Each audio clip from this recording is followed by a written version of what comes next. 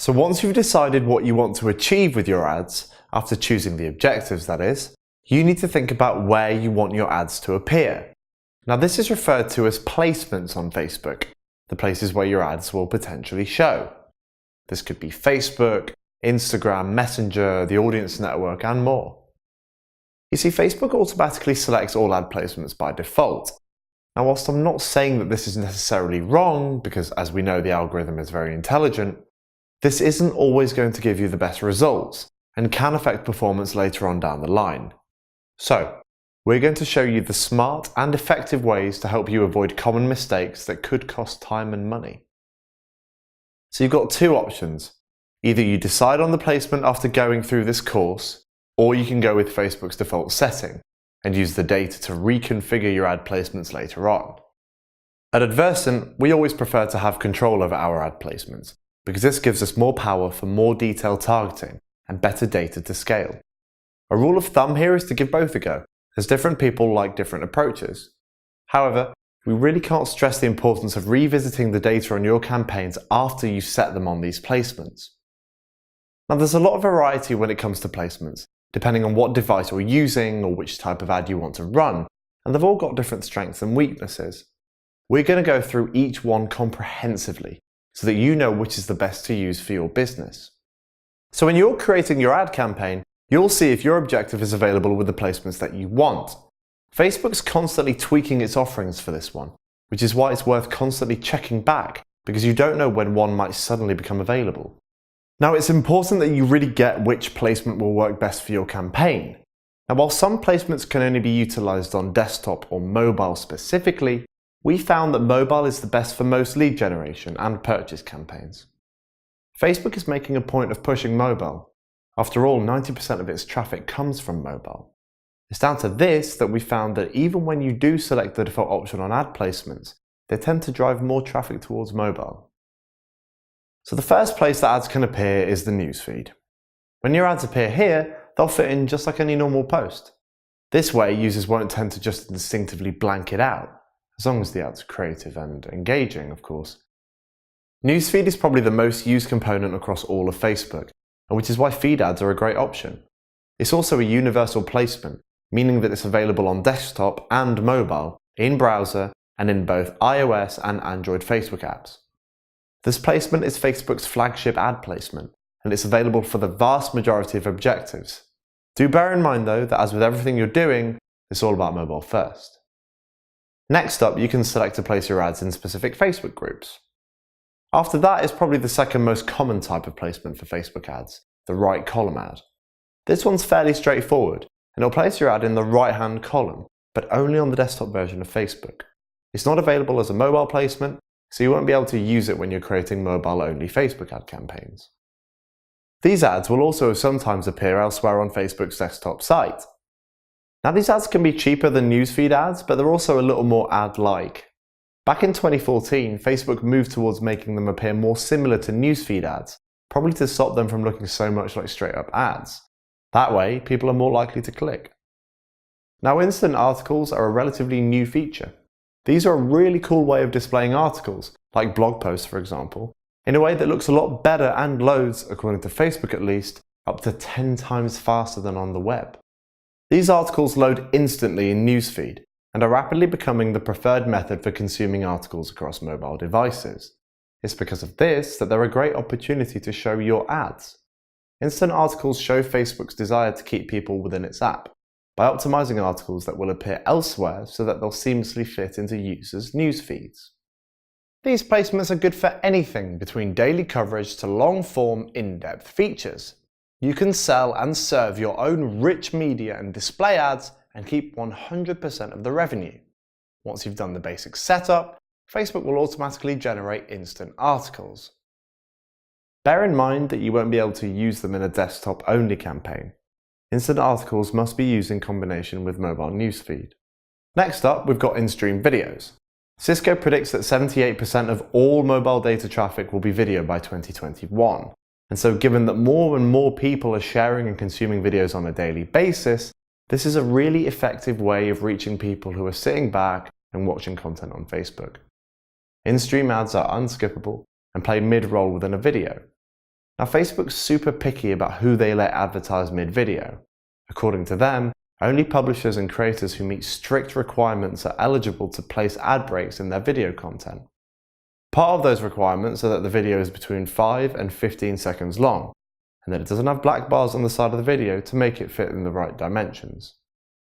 In-stream video ads are also available for videos shared across the audience network, the network of apps and websites outside of Facebook that show Facebook ads within their content. More than 70% of ad impressions are viewed to completion, and most of these are viewed with the sound on, probably because they can't be skipped. If you place them within a piece of killer content, you've got a really good winning formula right there. If you've got words in the video, we recommend using captions. Of course, this is optional, but if you've got spoken words within the ad, it'll help get your message across. All targeting options are supported by in-stream ads. Advertisers have several ways of controlling where ads are shown to avoid delivery within specific content categories. Suggested video ads appear between Facebook's suggested videos. When people click on a video on their desktop or mobile newsfeed, they watch it in a playlist of suggested videos. This is a great place for your video ad to be seen. Now, these videos have a maximum length of up to 2 hours. Of course, we don't recommend you upload a whole home movie. Keep it short and snappy. But these ads can be comfortably longer than your mid-roll video ads. Sound is optional for these ads, as are captions. Remember that a lot of people do watch videos on mobile with the sound off, and including captions helps keep these viewers engaged. Bear in mind that the suggested videos is only available for the brand awareness, app installs, post engagement and video views, for now anyway.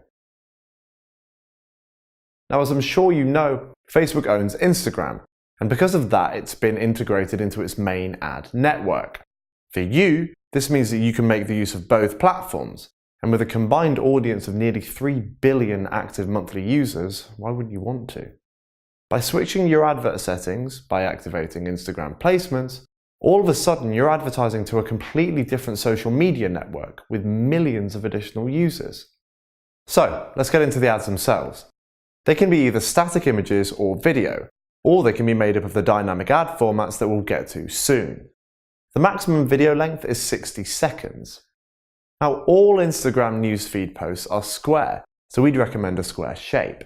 Square-shaped videos actually take up more of the phone screen than a traditional landscape video, and it's also worth thinking about the fact that Instagram only works in portrait, so landscape is out.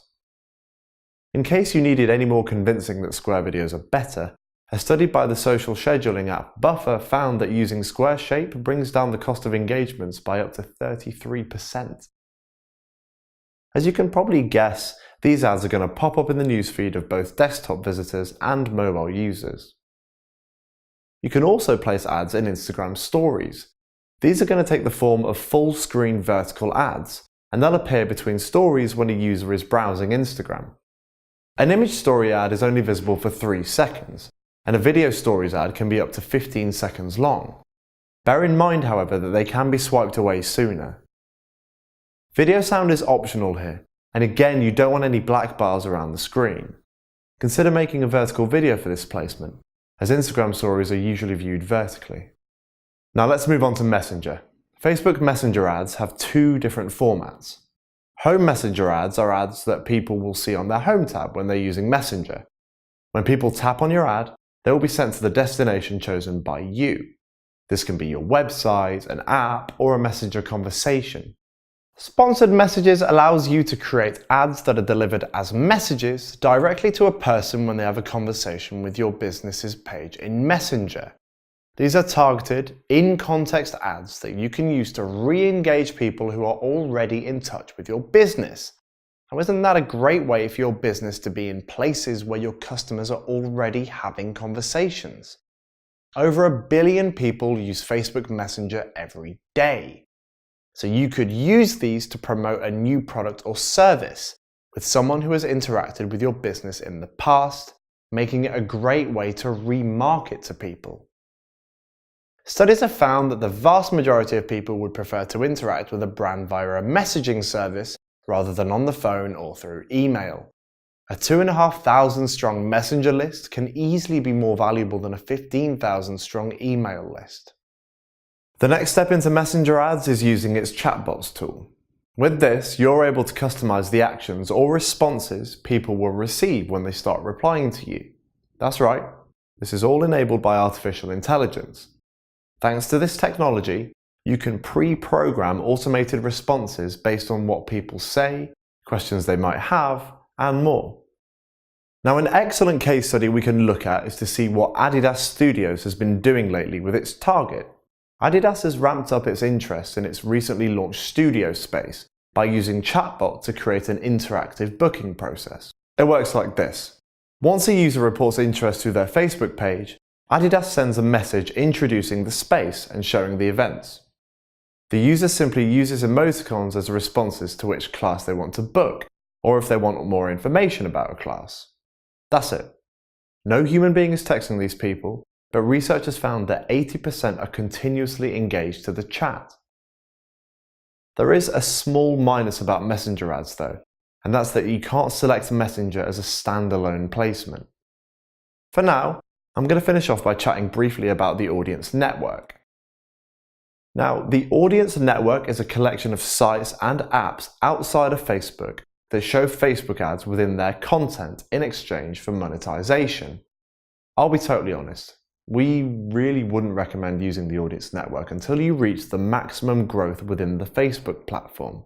This is because all the campaigns we've managed and built perform better directly within Facebook. Of course, we're not saying that that means you should ignore the audience network, rather that you should consider it when you're ready to scale. So there are 3 ad placement types in the audience network: native, banner, and interstitial. Banner ads are basically a small bar at the bottom of a page it appears on. The standard size is 320 by 50 pixels, however the width is adjustable. Native ads are customized to fit within the design of your app. They're made to blend in. They'll have a different dimension depending on the app. They've got a higher cost per 1,000 impressions or cost per mile than banner ads, and 86% of all impressions across the audience network come from native ads. A HIS research study says that native ads deliver up to 60% more engagement, up to 3 times greater retention, and up to 2 times higher eCPMs than any other ad. Interstitial ads are full-screen ads that are often used at transition moments within the mobile app. This placement can have display, video, image-only carousel, or dynamic catalog ads. In-stream video ads for the audience network will play before, during, or after a video on third-party sites and apps, across both mobile and desktop, with a maximum length of 120 seconds. Finally, we've got rewarded videos. These are full-screen videos that users choose to watch within an app. These views will be in exchange for something within the app, such as in-game currency and items or exclusive gated content, and these are generally 15 to 30 seconds long.